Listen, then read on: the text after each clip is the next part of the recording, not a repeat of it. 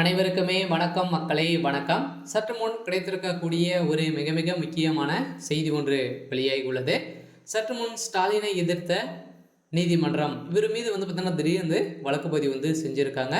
So அதனால் முதல்வர் ஸ்டாலின் அவர்கள் மீது எதனால் எச்சரிக்கை நீதிமன்றம் கொடுத்துருக்காங்க அப்படின்னு பார்த்தீங்கன்னா, இப்போ அண்ணா பல்கலைக்கழக நடந்த சம்பவத்தினால இப்போ நிறைய மிகப்பெரிய போராட்டங்களாக நடந்துச்சு இல்லையா? ஸோ இதன் அடிப்படையில் தான் முதல்வர் ஸ்டாலின் அவர்களுக்கு எதிர்ப்பு கொடுத்துருக்காங்க. ஸோ இந்த எதிர்ப்பிற்கான காரணம் என்ன அப்படின்னா, ஸோ தலைமையகமே பார்த்தீங்கன்னா இந்த தவறுகள் செய்தால் ஸோ மீதி இருக்கிற அனைவருமே இந்த தவறுகளுக்கு நீங்களே தூண்டி கொடுக்குற மாதிரி இருக்கு அப்படின்ற மாதிரி தான் உச்சநீதிமன்றம் போட்ட தீர்ப்பால் இப்போ தமிழக அரசு மீது வழக்கு பதிவு செஞ்சுருக்காங்க. ஸோ இதை பற்றி இந்த வீடியோவில் பார்க்கலாம். ஸோ அதுக்கு முன்னாடி நம்ம சேனலுக்கு இப்போ தான் முதல் முறையாக வந்திருக்கீங்க அப்படின்னா மறக்காமல் நம்மளுடைய சேனலை சப்ஸ்கிரைப் பண்ணி சப்போர்ட் பண்ணுங்கள்.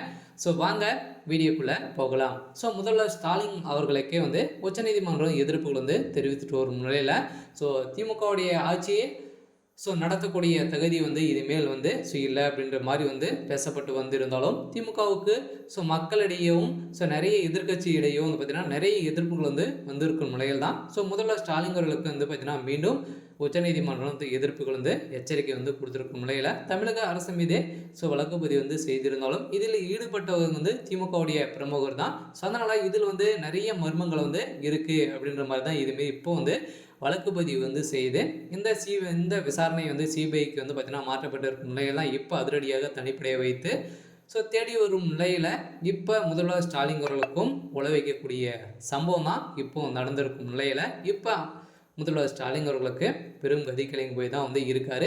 இருந்தாலும் இந்த அண்ணா பல்கலைக்கழகத்தில் நடந்த பாலியல் விவகாரத்தில் தான் பார்த்தீங்கன்னா திமுகவை சேர்ந்த பிரமுகர் திமுகவில் இருக்கக்கூடிய அமைச்சர்கள் அனைவருமே சிக்கக்கூடிய சம்பவம் இப்போ வெளியேறக்கூடிய சம்பவத்தினால முதல்வர் ஸ்டாலினுக்கும் ஸோ திமுகவுடைய தலைமையகத்துக்குமே பார்த்தீங்கன்னா ஒரு மிகப்பெரிய இடியாக தான் விழுந்திருக்கு. இதனால் ஸோ தமிழ்நாடு அரசு மீது உச்சநீதிமன்றம் வழக்கு பதிவு செய்து ஸோ தாமாக முன் ஆனந்த் வெங்கடேஷ் அவர்கள் நீதிபதி ஆனந்த் வெங்கடேஷ் அவர்கள் இந்த வழக்கை விசாரணைக்கு ஸோ வழக்கு பதிவு செய்து விசாரணைக்கு எடுத்துக்கொண்ட நிலையில் பார்த்தீங்கன்னா இப்போ வருகின்ற ஸோ ஜனவரி 5ஆம் தேதிக்கு மேலே பார்த்தீங்கன்னா அவருடைய வழக்கு விசாரணைக்கு வரப்போகுது.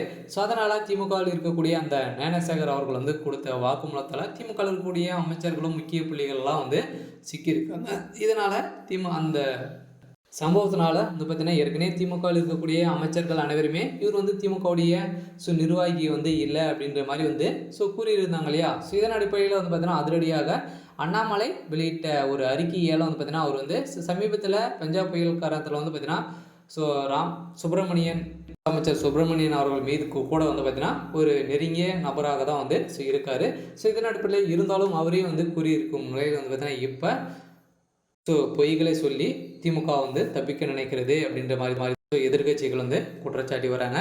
சரி, ஓகே. ஸோ எனக்கான அப்டேட் இதுதான். ஸோ மறக்காமல் நம்மளுடைய சேனலை சப்ஸ்கிரைப் பண்ணிக்கோங்க. தேங்க்யூ.